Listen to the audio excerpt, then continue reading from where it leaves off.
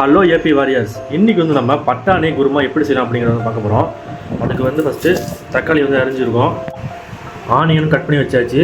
இஞ்சி பூண்டு பேஸ்ட்டுக்கு பதிலாக கடையில் வாங்கிட்டு வந்தது தான் வந்து இருக்குது. ஏன்னா இப்போ பூண்டு வந்து ஓவர் ப்ரைஸ்ட்டாக வந்து இருக்கிறதுனால வந்து கடையில் வாங்கிட்டு வந்துட்டோம். 8 மணி நேரம் ஊறின பட்டாணி வந்து ரெடியாக இருக்குது. ஒருவேளை ஊற வைக்க மறந்துட்டீங்க அப்படின்னா ஒரு 10 விசில் நம்ம வந்து குக்கரில் வச்சோம் அப்படின்னா இது ஈஸியாகவே வெந்துருமா. குக்கர் நல்லா சூடாக இருக்குது, தேவையான அளவுக்கு ஆயில் ஊற்றிக்கலாம். ஆயில் தான் ஊற்றுறோம்.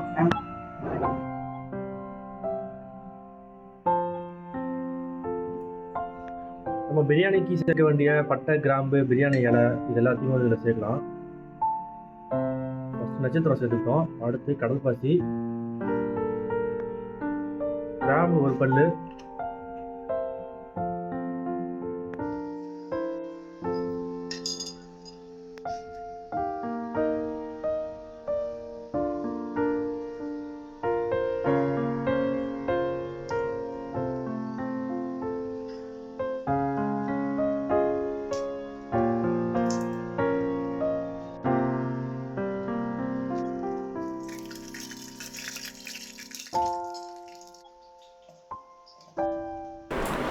இப்போ நம்ம ஆல்ரெடி எடுத்து வச்சுருக்கக்கூடிய வெங்காயத்தை மிக்சர் ஜாரில் நல்லாவே வந்து அரைச்சி எடுத்துகிட்டு வந்துடலாம்.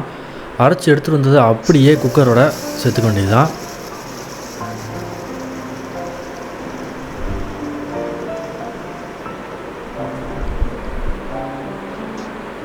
இப்போ அடுத்ததாக நம்ம அரைச்சி வச்சுருக்கக்கூடிய தக்காளியும் அதே மாதிரி மிக்சர் ஜாரில் நல்லாவே அரைச்சி எடுத்துகிட்டு வந்துடலாம். அதையும் இதோடையே வந்து சேர்த்துக்க வேண்டியதுதான். பட் அதுக்கு முன்னாடியே நம்ம எடுத்து வச்சுருக்கக்கூடிய இஞ்சி பூண்டு அந்த பேஸ்ட்டை இதோட வந்து சேர்த்துக்கலாம். அந்த இஞ்சி பூண்டோட பச்சை வாசனை போகிற வரைக்கும் நல்லாவே வந்து மிக்ஸ் பண்ணிட்டு வந்துருக்கணும். நம்ம வீட்டில் அரைச்சோம் அப்படின்னா அது வந்து ஈஸியாகவே வந்து அந்த பச்சை வாசனை வந்து போயிடும். நம்ம கடையில் வாங்கினோம் அப்படின்னா அதில் லைட்டாக அந்த கெமிக்கல் ஸ்மெல் வரதுக்கான சான்ஸ் வந்து இருக்குது. எப்போவுமே வீட்டில் அரைச்சி யூஸ் பண்ணுறது தான் பெஸ்ட் அப்படிங்கிறது தான் என்னுடைய தாட். தக்காளி நல்லா மசியை அரைச்சி எடுத்துகிட்டு வந்தாச்சு, அதையும் இதோட சேர்த்துக்க வேண்டியதான்.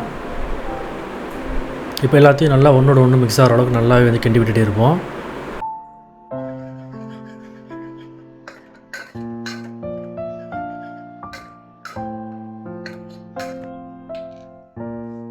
கொஞ்சமாக தேவையான அளவுக்கு சால்ட்டு சேர்த்துப்போம்.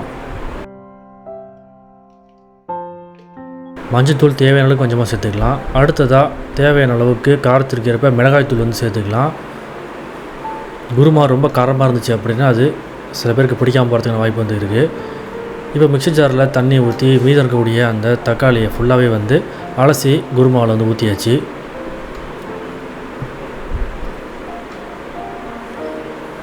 இப்போது நம்ம ஆல்ரெடி ஊற வச்சுருக்கக்கூடிய பட்டாணியை அதில் கொஞ்சமாக மட்டும் நம்ம எடுத்து மிக்சர் ஜாரில் வந்து சேர்த்துக்கிறோம். ஃபுல்லாக சேர்க்கல. ஏன்னு வந்து பார்த்திங்கன்னா ஒரு க்ரீமியாக, அதாவது கொஞ்சம் கெட்டியாக கிடைக்கணும் அப்படிங்கிறதுக்காக தான் வந்து இப்போ கொஞ்சம் மட்டும் பட்டாணியை எடுத்து மிக்சர் ஜாரில் வந்து நம்ம அரைச்சி குழம்புல சேர்த்துருக்கோம்.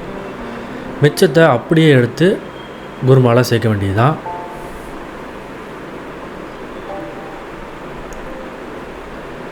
இப்போது தேவையான அளவுக்கு கொஞ்சமாக தண்ணி ஊற்றிக்கலாம். ரொம்ப தண்ணி ஊற்றக்கூடாது. ரொம்ப தண்ணி ஊற்றணும் அப்படின்னா குருமா அந்த கெட்டித்தன்மையை இழந்துடும்.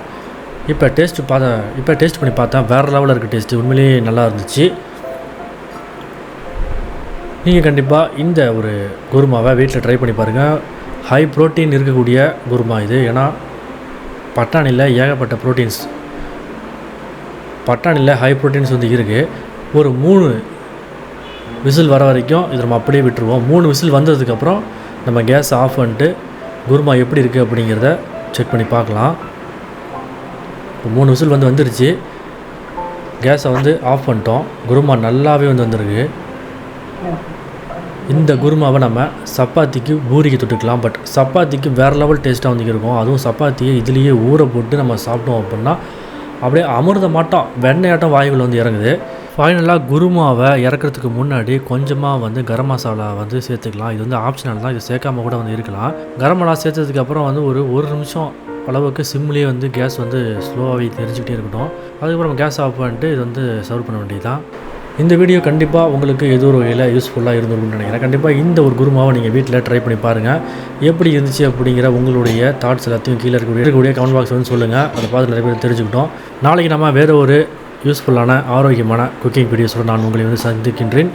அதுவரை உங்களுக்கு விடைபெறுகின்றேன். ஆரோக்கியம் ப்ரொடக்ஷன் யூடியூப் சேனலை மறக்காமல் சப்ஸ்கிரைப் செய்து கொள்ளுங்கள். ஹேவ் நைஸ் டே நண்பர்களே. நன்றி, வணக்கம்.